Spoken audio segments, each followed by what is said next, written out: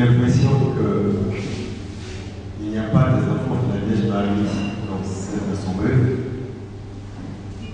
C'est vrai, non? Ça ne ressemble pas à des enfants de la Vierge Marie. Voilà, même la Vierge Marie.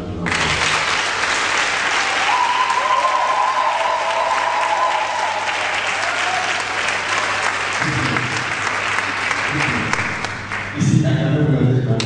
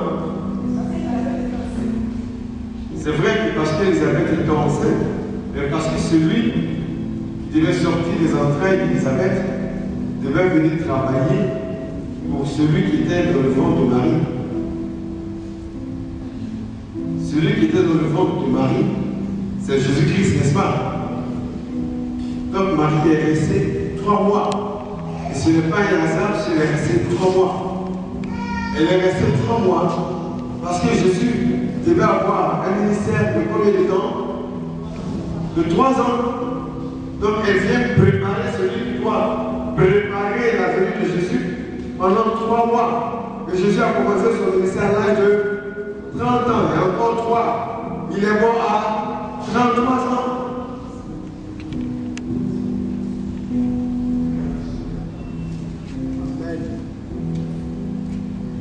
Il n'a pas suivi.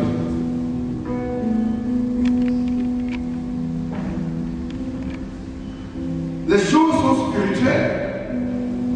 Les choses ne se font pas au hasard.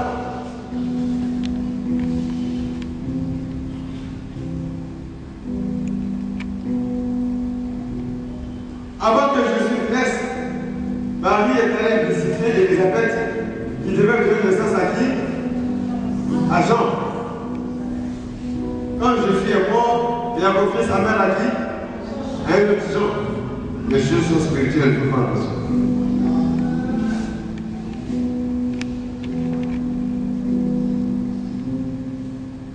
Les choses sont spirituelles.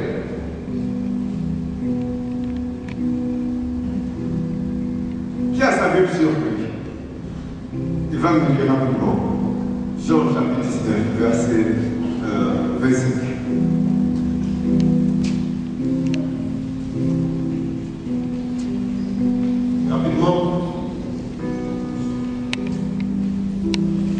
Jean 19, verset 25. Qui a trouvé? Oui.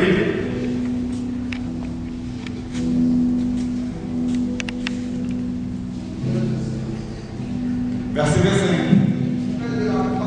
Près de la croix de Jésus, se tenait debout sa mère.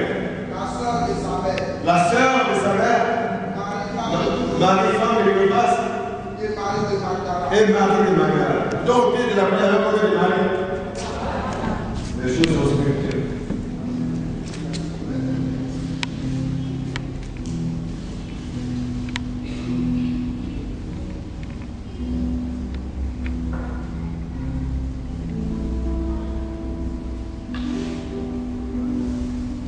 Donc, ce document que je tiens en main, qu'on appelle la Bible, parle de façon énigmatique et révèle des choses étranges.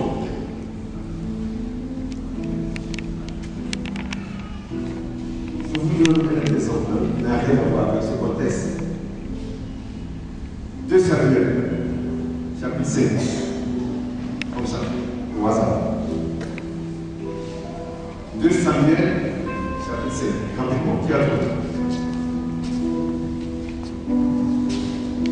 2 Samuel, chapitre 5. Oui. Toutes les tribus d'Israël venaient auprès de David à Hébron. Toutes les tribus d'Israël viennent auprès de David à Hébron. Voici, nous sommes tes os et ta chair. Oui. Autrefois déjà, lorsque Saül était notre roi, c'était toi qui conduisais et qui ramenais Israël. L'Éternel t'a dit, tu perdras mon peuple d'Israël et tu seras le chef d'Israël. Ainsi, tous les anciens d'Israël vinrent auprès du roi à Hébron, et le roi David fit alliance avec eux à Hébron devant l'Éternel. Il oignit David pour roi sur Israël. Rédis un peu le micro de ta bouche. Voilà, voilà. David était âgé de 30 ans. David était âgé de 30 ans Lorsqu'il devint roi, et il régnait 40 ans. Il régnait pendant combien de temps? 40 ans. Oui. À Hébron, il régna sur Juda. Il régna sur Juda 7 ans. 7 ans Et 6 mois. et 6 mois. Et à Jérusalem, Et à Jérusalem, il régna il régna 33 ans 33 ans. sur tout Israël et Juda. Amen. Vous savez que la Bible dit des choses mystérieuses. En 97, fin 97-98, le Seigneur m'avait déjà révélé que le visage politique, la situation politique de notre pays allait changer. Donc à Saint-Jean-Bosco, où j'organisais une grande évangélisation, une grande veille de prière, j'avais déjà annoncé des choses que la Bible avait déjà dit. Mais qu'on n'arrivait pas à bien comprendre. Il y allait avoir un bouleversement, il y allait avoir un changement. Parce que c'est écrit, non pas parce qu'on veut, parce que c'est ce qui doit être. David est arrivé pendant combien de temps? Pendant combien de temps? Pendant 40 ans. Le père de Seigneur est arrivé pendant combien de temps? Il faut arriver pendant combien de temps? Pendant combien de temps? Il faut arriver pendant combien de temps? Le Dieu arrivé pendant combien de temps? 7 ans. Même je tombe là. La Bible révèle des choses bizarres et étranges.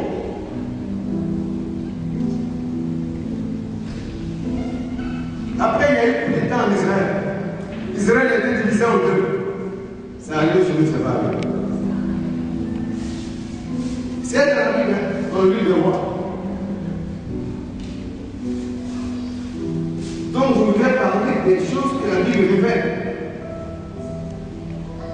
Des choses qui doivent nous amener à comprendre que ce que la Bible dit est vrai, il faut faire attention. Rien n'est fait au hasard. Vous pourrez dire au hasard. Prends ta Bible.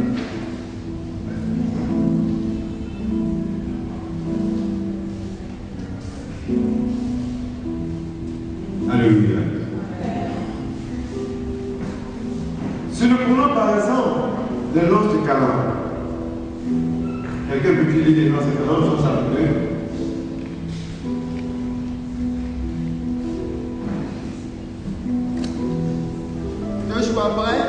Deux jours après, il eut un mariage à Cana en Galilée. Il y eut un mariage à Canaan en Galilée. La mère de Jésus était là. La mère de Jésus était là. Et on avait aussi invité Jésus et ses disciples Et on avait aussi invité Jésus et ses disciples à ce mariage. à ce mariage. À un moment donné, il ne resta plus de vin. Il ne resta plus de vin. La mère de Jésus lui dit alors, La mère de Jésus lui dit alors, ils n'ont plus de vin. ils n'ont plus de vin. Mais Jésus lui répondit, Mais Jésus lui répondit, Mère, laisse-moi de me dire ce que j'ai à faire. laisse-toi de me dire ce que j'ai à faire. Mon heure n'est pas encore venue. Mon heure n'est pas encore venue. La mère de Jésus dit alors aux serviteurs, La mère de Jésus dit alors aux serviteurs, faites tout ce qu'il vous dit. faites tout ce que vous dites pas.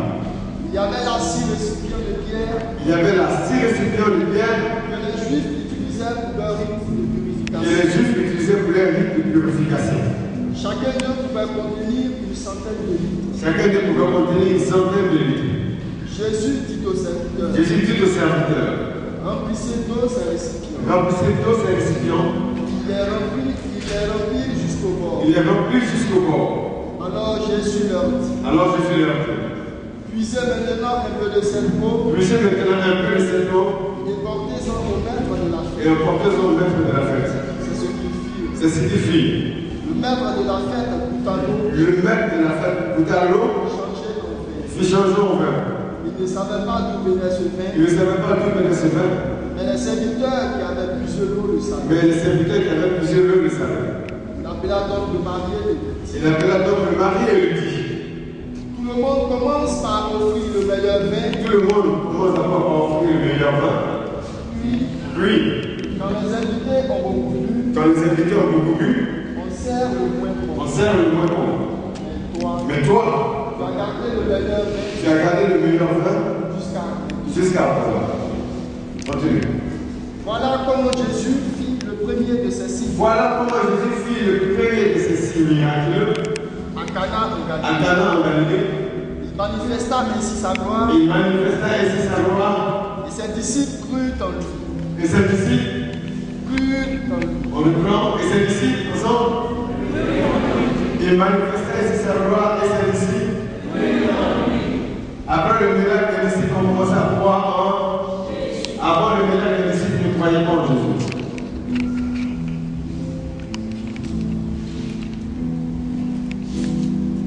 On est chrétien, on est disciples, mais on ne croit pas.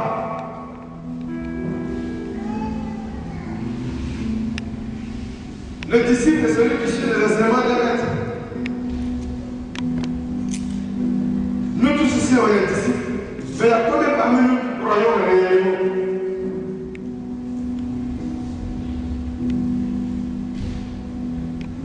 On n'a pas dit, et la foule crut en lui.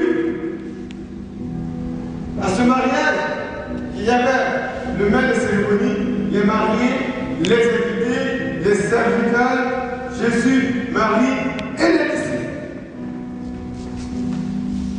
Ceux qui le suivaient jour et nuit, ceux qui étaient continuellement et régulièrement avec lui. C'est quand il a manifesté ceci que ses disciples ont commencé à croire en lui. C'est quand il a fait ceci que ceux qui le suivaient jour et nuit ont commencé à croire en lui.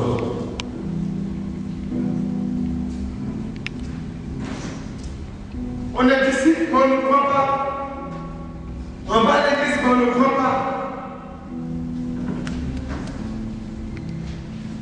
C'est pas moi qui dis, c'est la Bible qui dit. On va à l'église, mais on ne croit pas. On suit Jésus. C'est ça le disciple. Tu suis le maître, mais il ne croit pas.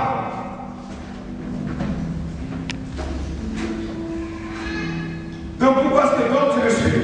Pourquoi est-ce que donc tu marches à sa suite?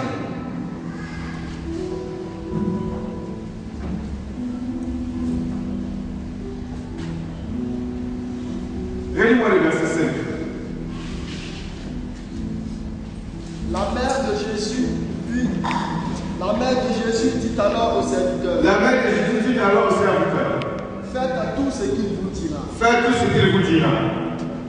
Il y avait là 6 récipients de pierre. Il y avait là 6 récipients de pierre que les Juifs utilisaient pour leur rite que les Juifs utilisaient pour leur rite de de purification. Chacun d'eux pouvait contenir une centaine de litres. Amen. Attends, les serviteurs qui étaient là, ils étaient à la disposition de qui? Du maître de cérémonie, de celui qui organisait le mariage. Les disciples sont à la disposition de Jésus, n'est-ce pas?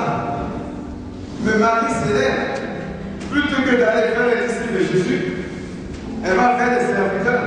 Pourquoi elle va vers les serviteurs? Parce qu'elle sait que les disciples aussi ne pourront pas. Et Jésus aussi célèbre, il ne s'adresse pas aussi à ses disciples, il s'adresse aux serviteurs. Pourquoi? Parce qu'on sait que ceux-là ne croient pas. Ils sont nombreux comme ça, assis en face de moi, ils ne croient pas.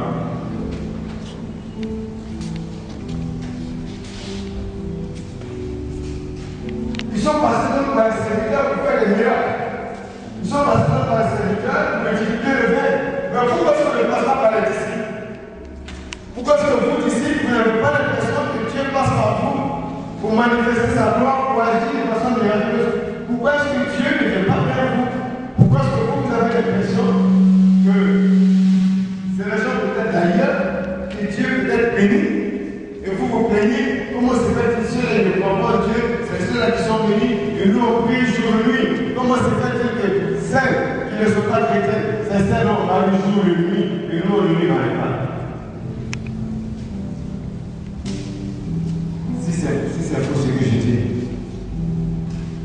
tous les jeudis, pas derrière tu là, pour voir ça à mariage. Est-ce qu'il faut mettre du mariage? Il faut oublier les anges.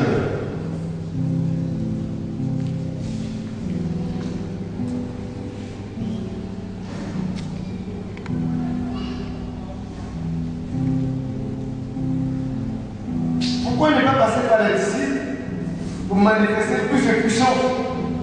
Pourquoi ne pas passer par le christianisme pour nous qui sommes chrétiens? C'est ça qui amène à quelque chose qui ne va pas. Et c'est clair.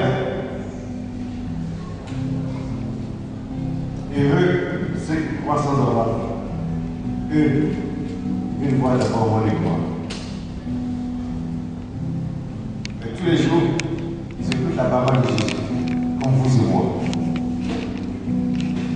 Tous les jours, ils sont à la suite de Christ, comme vous et moi. Mais on ne croit pas.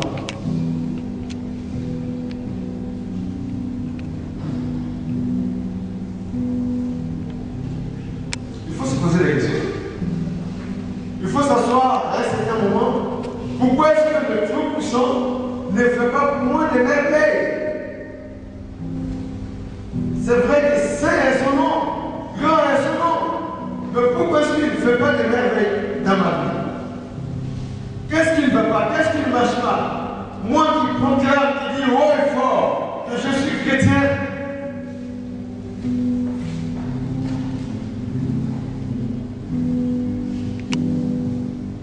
Mais pourquoi est-ce que vois rien.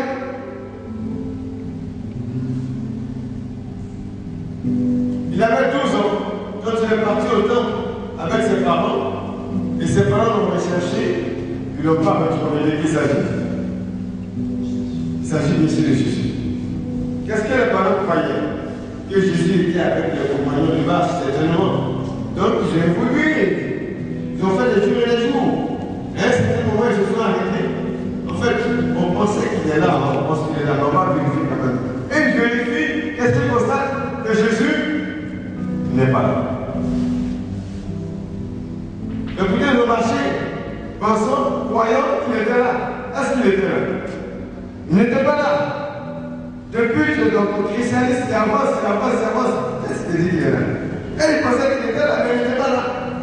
Donc toi aussi, tu penses qu'il est là. Est-ce qu'en réalité il est là? Est-ce que ce qu'il pensait il est vrai? Est-ce que ce que tu penses aussi vrai?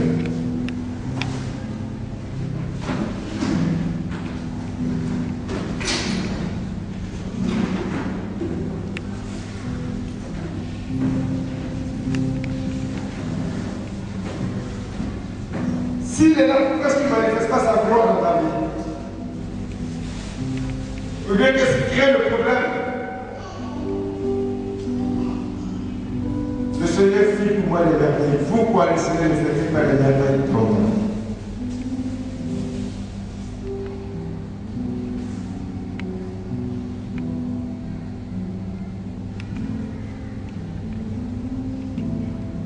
Aujourd'hui, on a besoin d'un christianisme qui est vrai, un christianisme qui est concret. Pas un christianisme, on vient, on prie, on tombe, on casse les chaises, on a des frictions, on s'élève, et puis le lendemain, on a les mêmes problèmes, les mêmes souffrances, les mêmes maladies, les mêmes discriminations à quoi? Non, vous vivez les chrétiens à la prière, non, vraiment, l'onction s'est manifestée, hein? Non, on dit. Et puis, qu'est-ce qui a changé? On a prié, il dit, quand l'onction est tombée sur moi comme ça, je suis tombé, non. Façon de tomber là. C'est comme ça, le seul gars qui était fait le challenge, c'est le courage. Il est fait. Ah, c'est ton mec qui t'intéresse.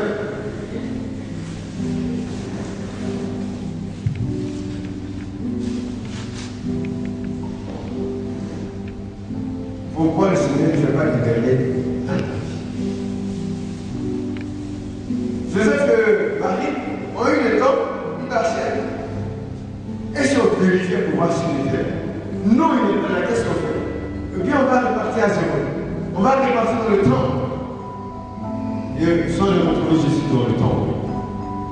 Parce qu'il avait laissé dans le temps. Tout ce qu'ils ont fait, tous les cheminements qu'ils ont fait, ils l'ont fait sans Jésus. Il n'était pas là. Croyons qu'il était là, mais en réalité, il n'était pas là. Comme toi, tu penses, mais en réalité, est-ce qu'il est là?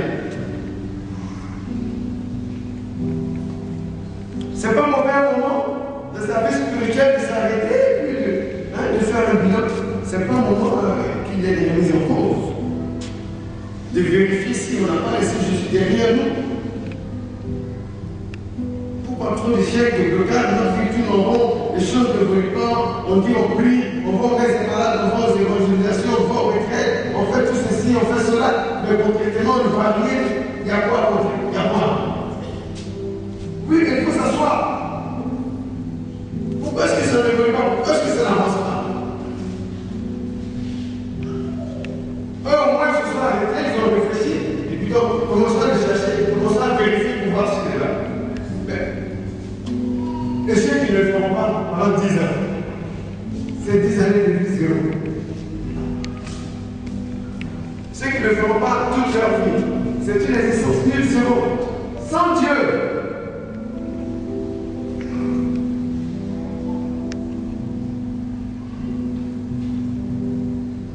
Amen.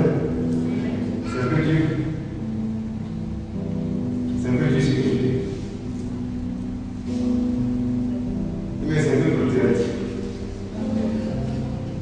C'est un peu plus direct. Mais la Bible. Ou bien, est-ce que j'ai jamais passé le péché? Ça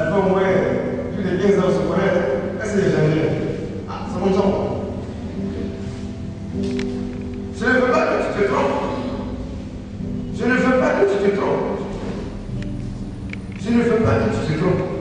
Je préfère te dire ce qui est vrai, qui arrive, que tu examines. Est-ce que je n'ai pas pris la fausse route?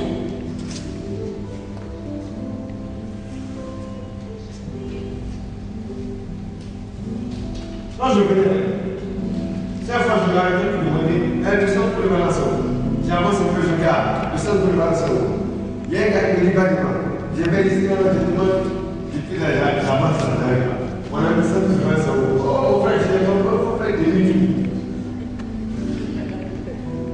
Il faut faire des minutes, car le gars, voilà, arriver à la partie pour la bouche. Est-ce que je continue à ce moment? Je dis non, on va laisser les gens. Et puis il continue. Je peux dire qu'à chaque fois que je fais dans le bateau là. Et tu n'as pas fait voulu. Tu t'arrêtes pas aussi pour vérifier.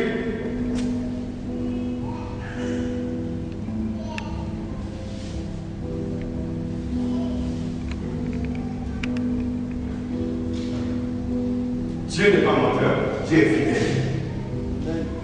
Mais pourquoi ça on ne voit pas ses merveilles? Il dit, il fut pour moi des grandes choses, des choses extraordinaires, des choses éclatantes. Mais pourquoi est-ce qu'il fera pour ceci, il ne fera pas pour toi? Pourquoi?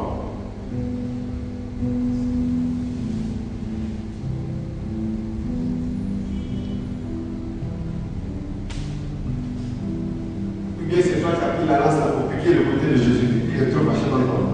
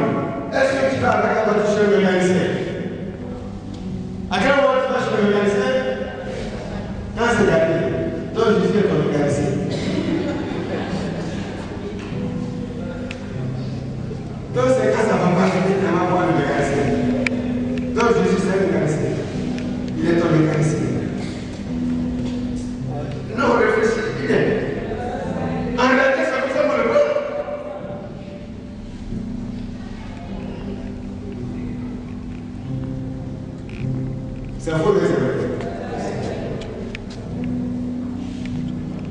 Est-ce qu'en réalité, c'est comme ça devant le mal? Donc il faut que tu te poses la question.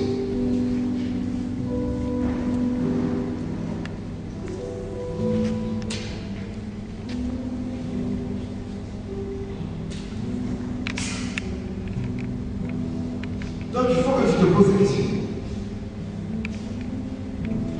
Je suis à poser la question et il a demandé, pour vous, qui suis-je? Si on demande aux gens de venir, pour Jésus, qui suis-je? Ils diront, c'est le mécanicien.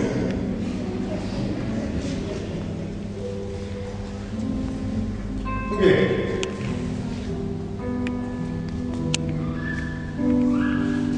oui, maman Marie, c'est ça la maman du mécanicien. Depuis qu'elle est venue ma voiture, je ne peux pas réparer. C'est pas ça? Donc je sais comme mécanicien. Attends, comment on appelle son garage? Comment on appelle son garage? C'est toi qui dis que c'est son mécanicien. Donc tu connais le nom de son garage.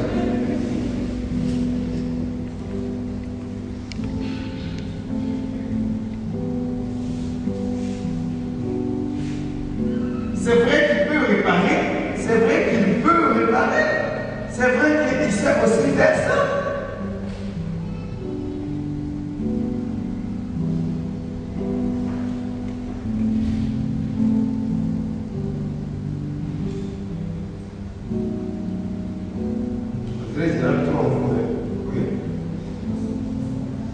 C'est bon, mais c'est pas bon de changer un peu. C'est bon? C'est ça que tu as la vérité?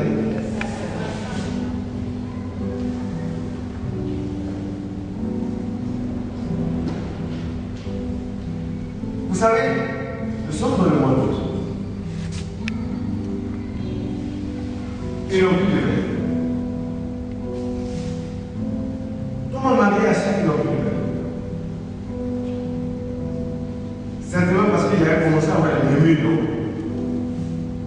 Parce que quand vous allez au mariage, vous allez toujours faire sachet noir, lumière, bleu. Les autres, les enfants, pas servir. Vous, on vous a servi, mais vous bloquez pour les autres. C'est normal que ça puisse créer des menus. C'est normal que les gens puissent commencer à pouvoir chuchoter. Et encore, quand on va au mariage, qu'est-ce qu'on fait?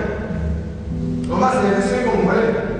On les jette bien. Et puis les autres, on les laisse comme ça. On les laisse comme ça. Donc c'est comme ça que Marie va observer. Elle va se dire, mais il y a une justice quelque part, ce n'est pas bien. Il y a quelque chose là qui ne marche pas, ce n'est pas bien. Il y a trop de lumière là.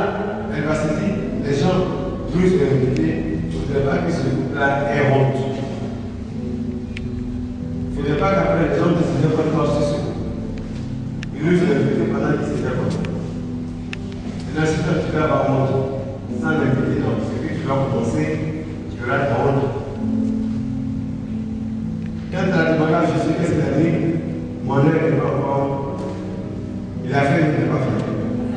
Alors, quelquefois les gens disent que à l'église catholique, il n'y a pas trop de témoignages, on ne sait pas, mais quand tu vas lire dans une autre église, il n'y a pas de sens que vraiment il y a des témoignages, Dieu se manifeste. Je t'explique. Pourquoi tu as l'impression qu'il n'y a pas trop de témoignages? Toi et moi, nous sommes voisins. Ça fait 3-4 mois qu'on n'arrive pas à payer notre loyer. Et le propriétaire dit, il y a Dieu, je vais les mettre dehors. Moi, je suis catholique, toi, tu es de l'autre côté. Moi, avant d'entrer dans la maison, j'ai appelé Jésus depuis Marie. Toi, avant d'entrer dans la maison, j'ai appelé Jésus seulement. Marie va se dire, ah, le président, il m'a invité, moi et puis mon fils, plus je devais entrer dans la maison. Pour ne pas qu'il ait honte, car le propriétaire de la maison veut les chasser. Mais ils ne sont pas encore au courant. Est-ce que les Marie savaient qu'il y avait un problème de vin qui manquait? Ils ne savaient pas. Donc, pour ne pas qu'il ait honte, moi-même, rapidement, je vais venir faire quelque chose voir Jésus pour qu'il puisse faire quelque chose. Et puis, quelque chose se fait sans même que je ne sache que le propriétaire voulait me guider. Est-ce que le dimanche, je vais aller voir un témoignage de ça? Parce que je n'étais même pas au courant. Et de le quartier, personne n'a su. Maintenant, l'autre. Un dimanche, il va venir à l'église. Voilà Dieu. Amen. Alléluia. Amen. Tu as fait quelque chose de ma vie. On acclame le Seigneur. Amen. Tu as fait. Vous savez, dans le quartier, là, il y a Alléluia. Amen. Vous savez qu'un matin, le propriétaire s'est levé. Il a pris mes affaires. Il a mis le doigt. Alléluia. Amen. J'ai prié le Seigneur. Il m'a dit, le temps n'est pas encore arrivé. Mais attends là, elle s'accomplit là, certainement. Alléluia. Amen. Et la pluie me descend ici, que ça fait s'ennuyer. Alléluia. Amen. Et puis quand ça s'est arrivé, le Seigneur m'a donné ses affaires. Et puis maintenant, il m'a donné l'argent. Et puis j'ai repris ma maison. Est-ce que tout le monde est obligé de savoir qu'on t'a chassé?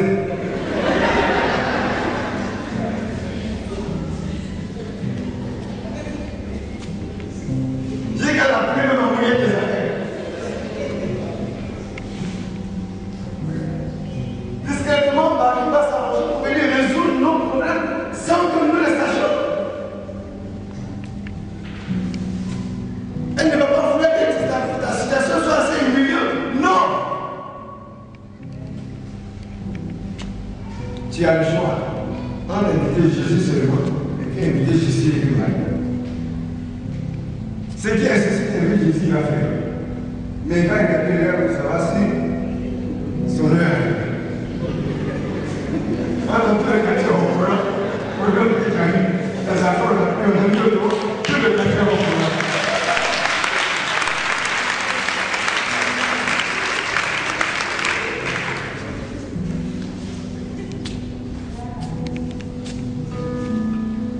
Donc c'est à toi de revoir ta relation aussi avec l'Alliance. C'est à toi de savoir concrètement ce que tu gagnes. Et quelle est la place qu'elle occupe aussi dans ta vie? En Europe, 3 évangéliques, ils ont perdu leur boulot. Et il y a un nouveau curé dans la même cité qui arrive. Quand le nouveau curé est arrivé, il dit bon, tu constates qu'il y a l'image de la statue de Saint-Joseph, vous allez mettre ça dans la cour là-bas. La statue de l'archange Michel, mettez ça au fond là-bas, et puis la statue de Marie, mettez ça dans la cour. Après, il dit non, mettez ça au dehors, devant la couture, et donc derrière la couture. Et les fidèles, qui ne pouvaient plus rentrer dans l'enceinte de l'église, se retournèrent au dehors là-bas, après le goudron pour couture. Et parmi les 3 évangéliques, il y a un qui passait. Il dit, mais pourquoi est-ce que les catholiques, ils viennent prier là? Simplement, peut-être qu'il y a quelque chose, on ne sait jamais. Il est venu, il a prié. 2 jours après, il l'a appelé. Il a commencé à prier. L'un de ses amis lui dit, Joe, il faut me dire la vérité. Comment tu as fait toi et puis on t'a appelé? Il dit, peut-être c'est un hasard. Mais la femme des catholiques, ici, elle j'ai prié là-bas. Et puis elle m'a appelé. Peut-être c'est un hasard. Peut-être que ça possible. Au milieu de la nuit, l'autre s'est levé, il est venu, il a appelé. 2 jours après, on l'a appelé. Le 3e dit, oh, frère, comment est-ce que vous avez fait plus fort, vous avez appelé, puis on va pas appeler? Peut-être c'est un hasard. Sinon, lui m'a dit qu'il s'en va prier dimanche à la femme des catholiques.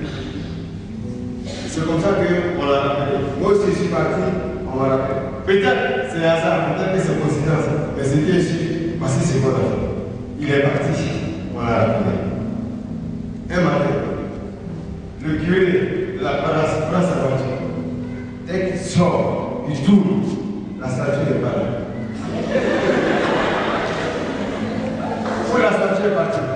Le pasteur de l'église évangélique est venu voir la statue. Parce que tous les fidèles ont commencé à quitter son église pour venir prier devant la statue. Il s'est dit, ah là, ça c'est pas normal. Quand il prend la statue, il envoie ça dans son église, maintenant personne ne bouge, maintenant plus non.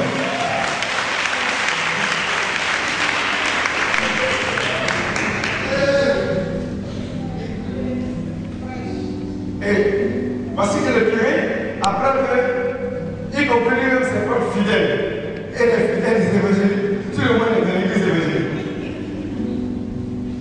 Donc, il court pour aller récupérer la statue, il s'en va faire parler au pasteur. Il dit, il veut récupérer sa statue. Le pasteur dit, tu l'as acheté, nous on en a récupéré.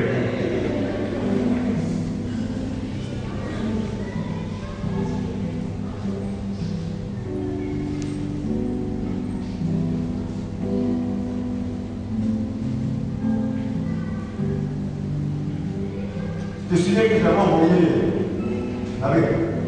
Je suis né que j'avais envoyé le pasteur à Saint-Joseph. Voilà. J'ai envoyé le pasteur à Saint-Joseph pour aller prêcher. Il faut bassin pour prêcher. Quand il prêche, il séduit là, dans son bassin, je vous salue là. Et puis l'autre chose se manifeste. Il dit bon aux gens. Dans son bassin, je vous salue là.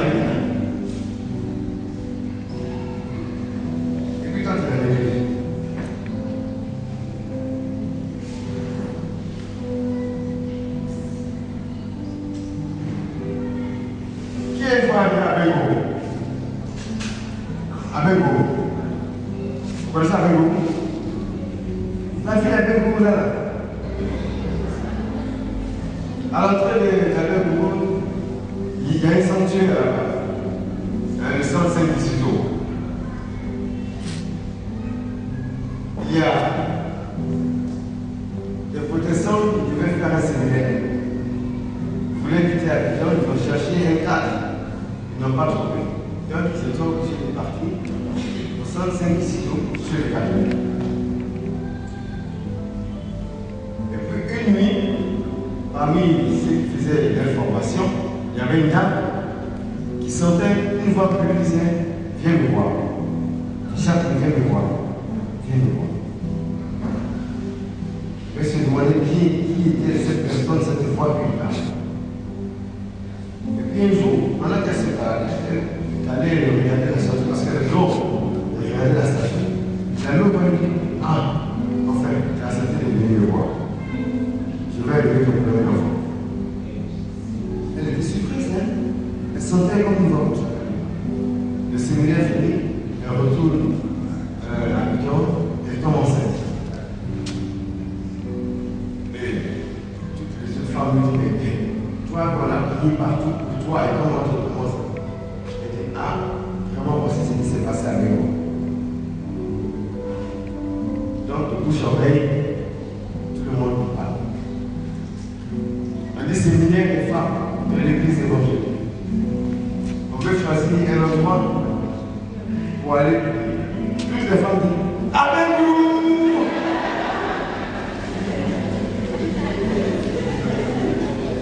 Et les hommes ne savent pas pourquoi. Et les hommes ne savent pas pourquoi.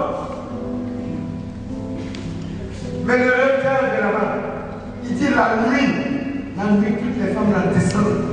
Elles sont tous autour de la nuit. Mais tu demandes à les hommes catholiques la nuit d'aller prier là-bas, ça va être ici.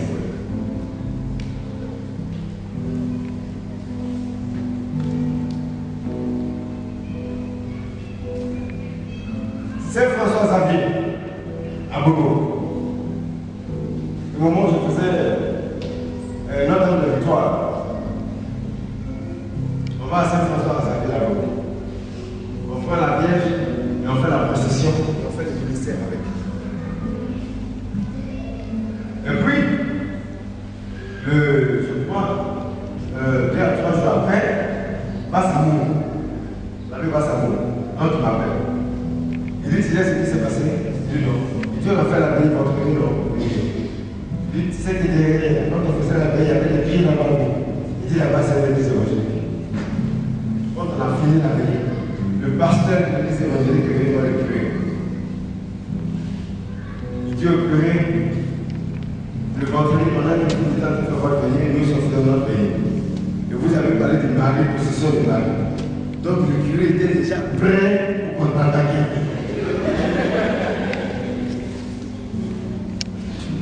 Le curé lui, il dit, nous avons décidé de venir nous voir. Tous mes fils de moi, on a décidé de devenir catholiques. l'Amérique.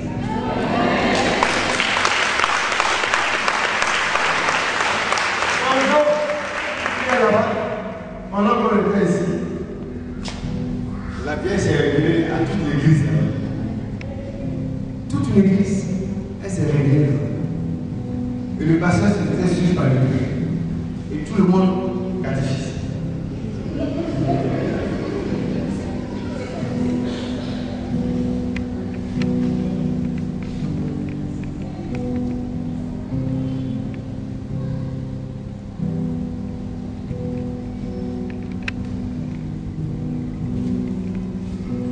Gloire à Dieu.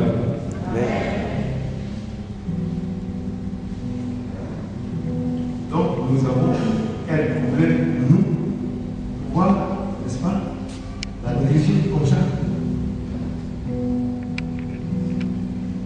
On dit non, on va passer directement seulement par Jésus. D'accord. Mais attention, si son nom n'arrive pas, ça ne va pas arriver maintenant. De toutes les façons, il nous a dit depuis le temps qu'il revient bientôt, alors on ne sait pas. Jésus a dit qu'il revenait bientôt, non?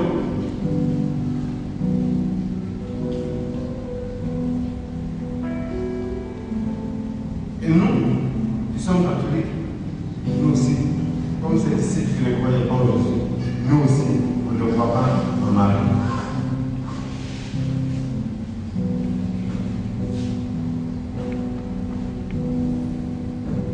Bien, quand on veut aller vers elle, il faut attendre qu'il y ait problème de moteur dans la voiture pour aller vers elle. Problème de moteur dans la vie sentimentale, problème de moteur dans la vie professionnelle, problème de moteur lorsqu'on n'arrive pas à enfanter, problème de moteur lorsque professionnellement ça ne va pas. Là, on va voir maintenant les mécaniciens.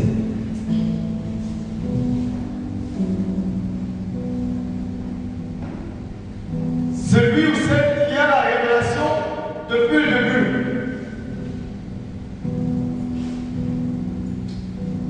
Invitez à Marie. Invitez à Marie. Rapidement. Jésus sera forcément là.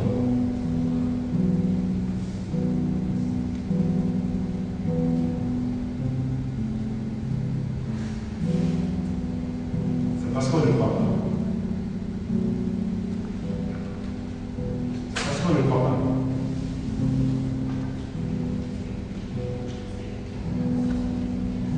En 95, je lisais un livre où on disait ce n'est pas parce que Dieu ne veut pas faire des miracles dans notre vie, mais c'est parce qu'on ne croit pas en lui.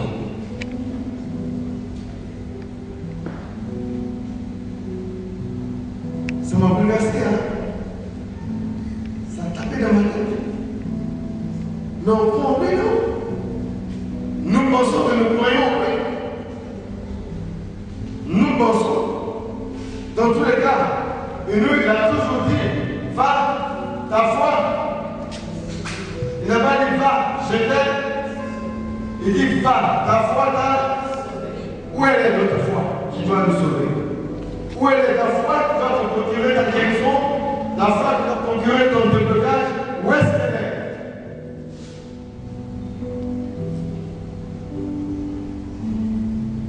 Qu'il te soit fait selon ta foi. Parce que tu as la foi. Et aussi, parce que tu as su la manifester et que tu auras ton résultat. Regardez, je vous l'explique. Vous voyez le cas de cette dame qui perdait son sang pendant combien de temps? 12 ans. Qu'est-ce qu'elle a fait? Elle a touché la vie de Jésus. Jésus dit à ses disciples, qui m'a touché? Ses disciples disent, avec la foule qui te presse, avec la foule qui te presse, comment tu peux dire qui m'a touché? Il dit non, je suis là. Mais c'est parce que je sais qu'une force est sortie de moi. Donc tu es là. La force est en lui. La dame, elle arrive. Par sa foi, elle arrive à toucher le Christ. Et par sa foi, elle prend la puissance qui est en Jésus. Et cette puissance la vient, la rejoint, la guérit de façon instantanée. C'est sa foi qui récupère toute la puissance qui est en Jésus et vient résoudre elle son problème. C'est sa foi qui va va déclencher, n'est-ce pas, son propre miracle à elle. Car Jésus lui dit, va, ta foi t'a sauvé. C'est ta foi qui est allée récupérer la puissance. C'est ta foi qui est allée récupérer cette onction qui est en Jésus et qui vient résoudre ton problème. C'est ta foi qu'il faut. C'est ta foi qui travaille.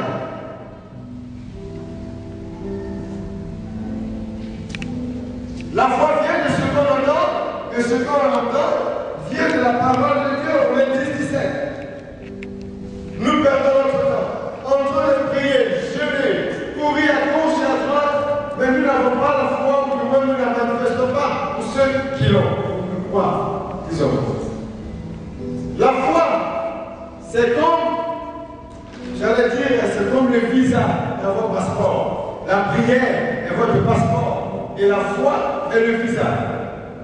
Est-ce parce que tu as un passeport que tu peux aller en France?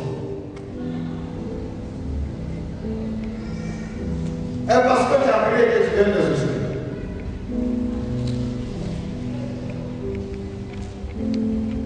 Ou bien, lève-toi, va à l'ambassade de France, États-Unis, partout où tu veux, dans les péchés, partout où tu veux, va devant l'ambassade, pleure, pleure, pleure, comme ceux qui viennent jour au nuit, qui pleurent, pleurez. Tu n'iras nulle part. Et moi, Mario, dès que toi-même tu ne me vois pas où, depuis les étés, tu ne me vois pas où.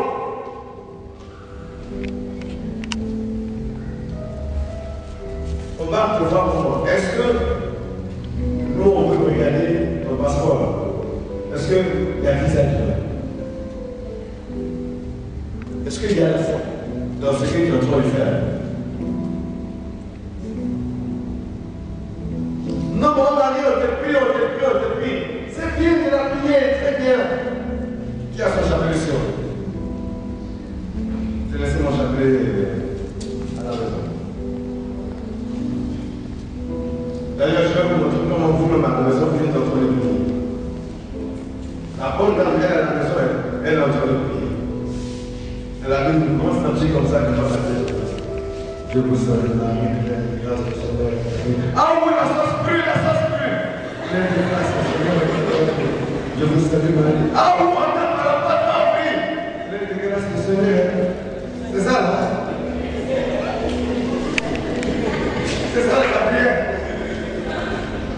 Tiens, tu as prié ton esprit à quelqu'un, tu vas pas déjà, tu es déjà dedans. C'est comme ça que nous devons faire. C'est pas une expérience. Ça, c'est quelle façon de prier ça? Et puis on se met.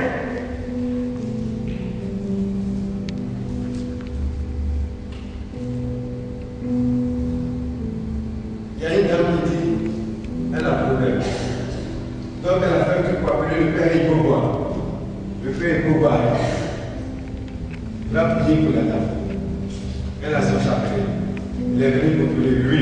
C'est une bouteille de Dieu. Où elle partir? La dame dit, mon père a terre. J'avais fait ma 17 ans pour elle. Je vous salue. Tu veux quoi?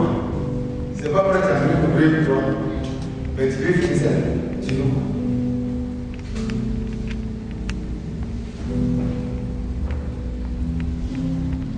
Tu n'as pas la foi, tu mari. Et les disciples, on ne pouvait pas passer par eux parce qu'ils n'avaient pas la foi. Et on ne passera pas par toi parce que tu n'as pas la foi. La seule chose qu'on attend de toi, c'est d'abord que tu aies ta foi. Et en plus, que tu saches aussi la manifester. C'est elle là qui résout ton problème. C'est la foi là qui résout ton problème. Jésus te dit là, c'est pas moi, c'est la foi là. C'est ça qui a donné ta prospérité. C'est la foi. Je veux bien, mais je dis, la seule chose que je vous demande d'abord, est-ce que tu as? Si tu l'as, le miracle se fait. Le miracle se fait. Non pas parce que je n'ai pas envie de le faire, mais non. On grandit facilement dans la foi lorsqu'on est réellement en train d'écouter la parole, lorsqu'on est aussi régulièrement en train de lire la parole. Combien d'entre nous chrétiens, nous continuons de lire toujours nos Bibles, mais pourtant c'est là-bas que se trouve le blocage. La foi vient de là-bas. Ce qui doit t'apporter la libération, le salut, non, tu ne veux pas. Mais on ne changera pas non plus le monde pour toi. On ne changera pas non plus les principes aussi pour toi. C'est fait, c'est établi depuis longtemps. Et c'est comme ça que ça fonctionne. Non, mais Dieu ne peut pas faire une dérogation spéciale pour moi par hasard. Non, il ne le fera pas. Il ne le fera pas. Tu as ta foi. Tu es au ciel. La puissance de Dieu se trouve de l'autre côté là-bas. Comme cette dame, ta foi là-bas lui récupérer la puissance pour venir au-dessus de ton prophète. Et cela dépend de toi. Et ils sont ici. Ils marchent à la suite de Christ Jésus. Ils ne croient pas. Ils n'ont pas la foi.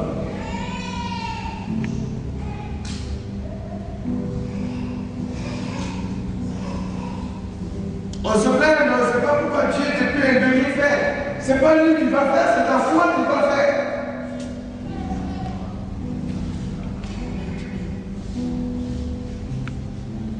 Ce n'est pas lui qui doit manifester, non, c'est ta foi qui doit agir.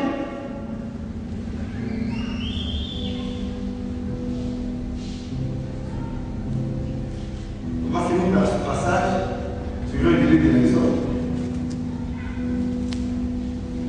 Exode chapitre 14, verset 10. Écoutez attentivement. Les Israélites virent que les Égyptiens s'étaient mis en route pour les poursuivre et que Les déjà Israélites virent que les Égyptiens s'étaient mis en route pour les poursuivre et que déjà le Pharaon arrivait. Pharaon arrivait. En fait, ils sortaient de l'Égypte. Pharaon est derrière eux et en face d'eux, il y a la mer. Il y a un danger derrière et un blocage devant. Ça nous arrive tout le temps.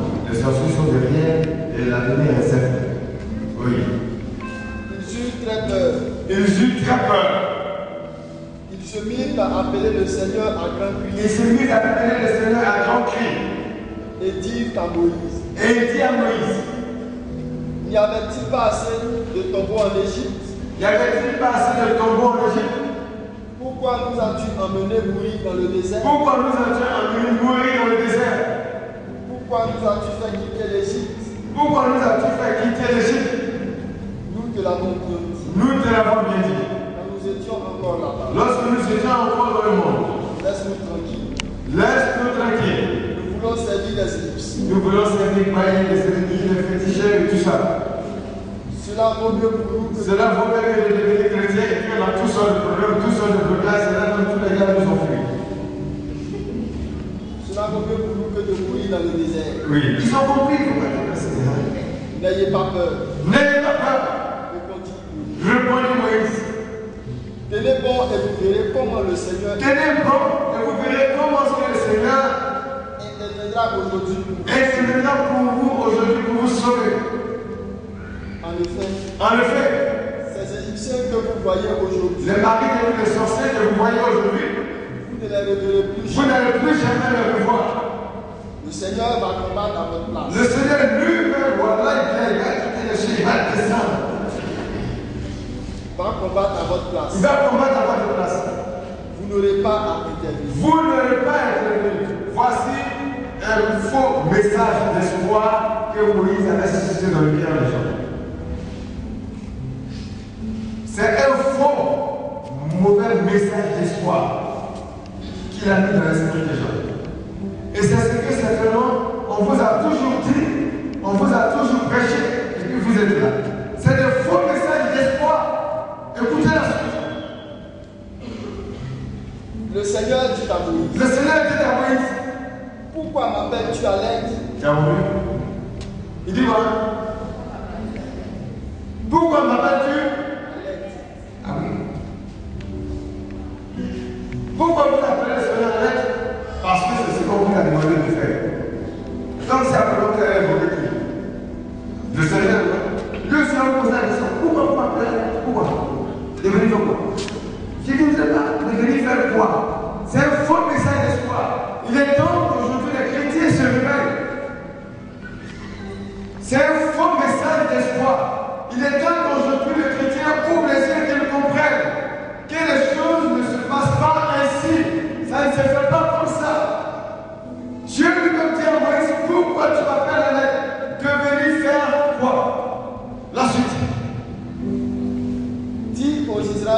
se mettre en route. Dis aux Israélites de se mettre en route. Prends ton bâton en main Toi, Moïse, prends le bâton en main et élève-le au-dessus de la mer. élève-le au-dessus de la mer. Ouvre ainsi un passage Toi, Moïse, ouvre ainsi un passage au travers de la mer, afin que les Israélites puissent afin que les Israélites puissent la traverser à pied sec. Ce n'est pas à moi de le faire, mais c'est à toi, Moïse, de le faire. Ce n'est pas moi, Dieu, de faire cela, mais c'est toi, Moïse, qui vas ouvrir la mer. Pourquoi? Selon Exode 4, verset 17, écoutez.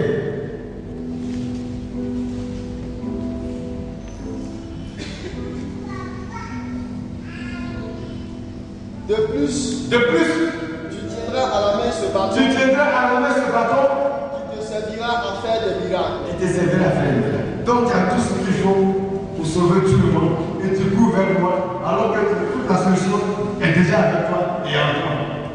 Et moi de venir faire quoi?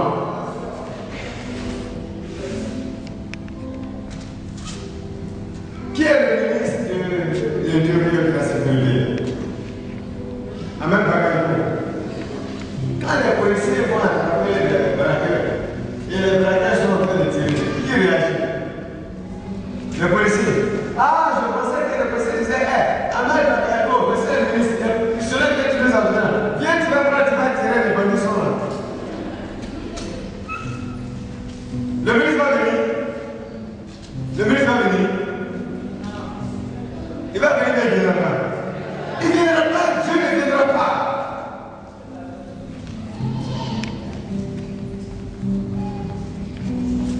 Dieu ne viendra pas. Pourquoi? Parce que tu as déjà reçu. Tu as la foi en toi. Tu as les armes de ce qu'il faut combattre. Dieu dit que le Seigneur fait pour moi de grandes choses. Oui, le Seigneur vient et il te donne Jésus comme il a donné Jésus à Marie. Tu as reçu de venir faire quoi? Celui qui n'a pas reçu, on l'aide. Mais toi, tu as déjà ce qu'il faut pour te défendre, ce qu'il faut pour te sauver, ce qu'il faut aussi pour libérer ta famille. C'est toi qui dois ouvrir le chemin pour que ta famille soit délivrée. C'est toi qui dois ouvrir le chemin pour que ta famille rentre dans la prospérité. C'est toi. Amen. Les Israélites traversent. Après, Pharaon aussi rentre. Moïse fait ça. Oh Seigneur, ils arrivent encore, ils arrivent encore. Il dit, mais Moïse, pourquoi tu es encore comme ça? De le faire. Là, encore, tu viens me demander encore. Et si Moïse dit qu'il ne fait pas, jusqu'aujourd'hui, elle va te visiter, ça allait les choses. Dieu ne fait rien sans moi. Et les choses seront telles, ne bouge pas de la vie. Les choses ne seront comme ça. Tu as la capacité de faire, tu as la capacité d'ouvrir. On t'a donné les clés. Si la porte se pas, c'est parce que celui que tu n'as pas encore dans les clés. Sinon, on va les allumer. Ce que tu vas dire sur terre, c'est la dévier dans les cieux. Si tu refuses de dévier, ça sera lié. C'est toi qu'on attend. Et c'est toi que ta famille attend. C'est toi que ta famille attend. C'est toi que ton village attend. La libération, la défense de ta famille, c'est toi. C'est toi qu'on attend. Tu as ça. Tu as ça. Tu attends. Tu attends pour Moïse. Tu dis Dieu ne va pas le faire. Tu dis Dieu tout attendez. On va prier, on va décider, Dieu va le faire. Mais pourtant, c'est la réponse. Je veux tout simplement que nous baissons la tête, que nous remercions le Seigneur.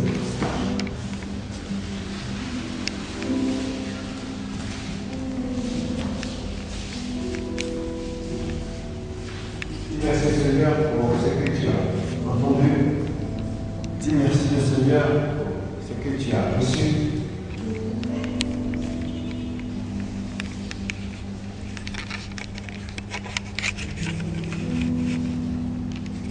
Donc, il a sacré. Il a voulu que tu sois là pour écouter la parole. pas. Parce qu'il a vu la situation. Et jusqu'à présent, il n'arrivait pas à comprendre pourquoi est-ce que les portes ne s'ouvraient pas. Pourquoi est-ce que les différents modes d'emploi ne s'ouvraient pas. Il n'arrivait pas à comprendre pourquoi est-ce que tu avais l'impression que ta vie tournait en rond et les choses ne bougeaient pas. Aujourd'hui, il a voulu que toi, le disciple, qui dort son homme, qui attend que tu fasses avant de croire, il te dit aujourd'hui que tu as reçu. Par toi, le miracle pourrait se manifester. Par toi, le miracle doit se manifester. Par toi, les portes doivent s'ouvrir.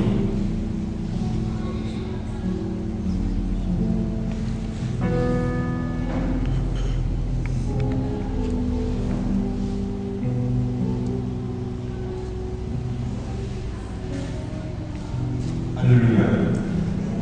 Gloire à Dieu. Je vais vous dire quelque chose. Habituellement, le serviteur de Dieu, le prêche, il prie pour les gens. Puis après, on vous dit qu'il fait offrande d'eau. Mais quand tu pries pour les gens, Dieu te bénit en fonction de toi. S'il prêche, que tu fais une bonne offrande à Dieu, que ça réjouit le cœur de Dieu, Dieu est content de bien te bénir pendant qu'il va prier pour toi.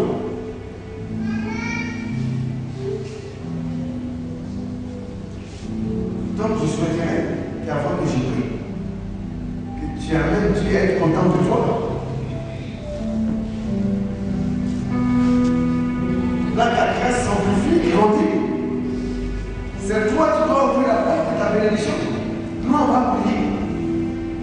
Mais la manière dont tu agiras vis-à-vis de ce Dieu permettra à ce Dieu-là de véritablement te bénir à cause de l'effort que tu aurais fait. Non pas à cause de ma prière. Il faut que Dieu se réjouisse de ton offrande comme il s'est réjoui de l'offrande d'Abel. C'est toi qui as dit ta bénédiction. C'est toi qui ouvres ta porte. C'est toi qui ouvres ta porte. Donc tu vas prendre ton offrande. Je veux penser à la prière. C'est toi donc qui dois réjouir le cœur de Dieu. Pas moi. Non, non. C'est ce que tu vas donner. Quand tu vas regarder l'offrande, c'est là pour toi. Comme il a fait l'offrande, d'Abel, il s'est réjoui. Donc c'est toi qui vas attirer ta bénédiction. C'est toi-même qui vas attirer ta bénédiction. C'est toi-même qui vas provoquer ta bénédiction. Mais tout va dépendre de la qualité